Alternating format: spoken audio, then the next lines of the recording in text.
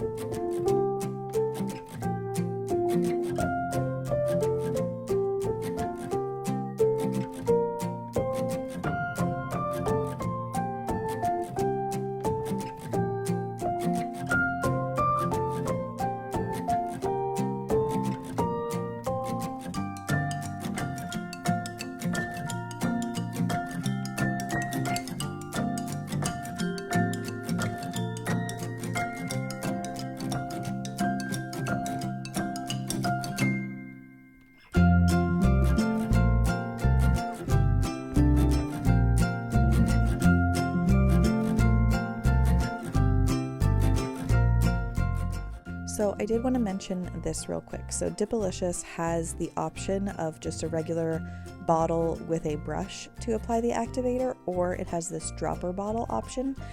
And I decided to get this and try it out because I'd never used one like this before, and I thought I'd like to use it so I can either recommend or not.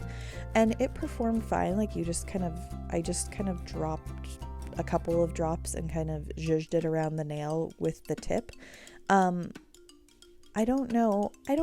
I think I need to use it a couple more times to see if I like love it or if I'm so set in my ways that I need the brush.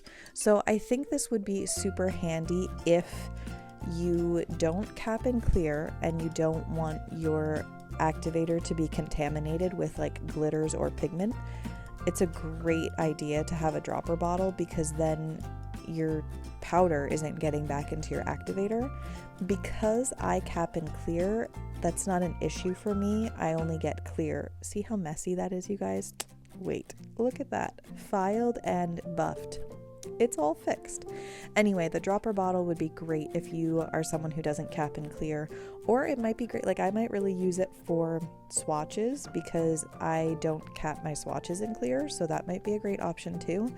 There's nothing wrong with it, like it performed fine. I guess, I don't know, I kind of like brush stroking the activator on my nail maybe.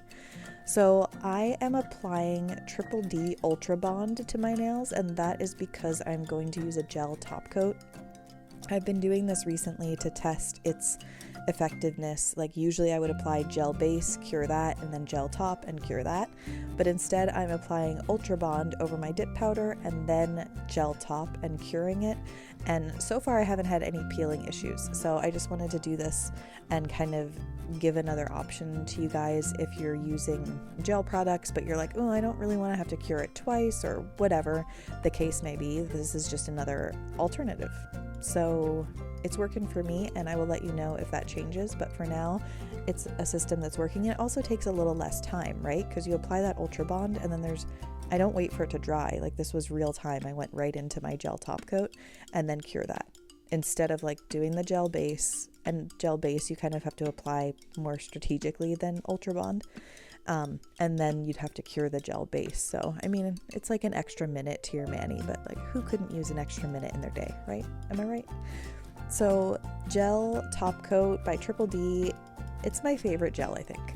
I have some others that are like great and comparable, but I just love the Triple D gel top coat. It's like a really nice consistency. It's so smooth.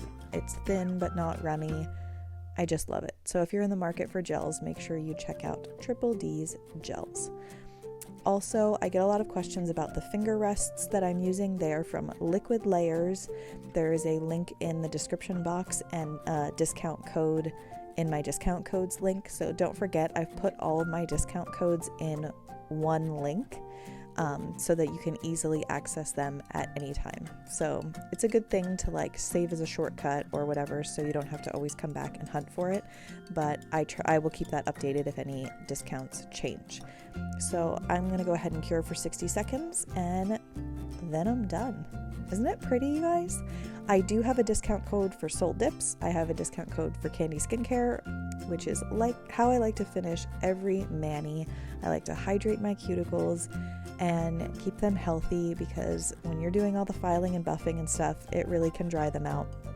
And I really treat cuticle candy like chapstick for my fingers, you guys. I apply it multiple times a day. It's semi-addicting and it smells so good.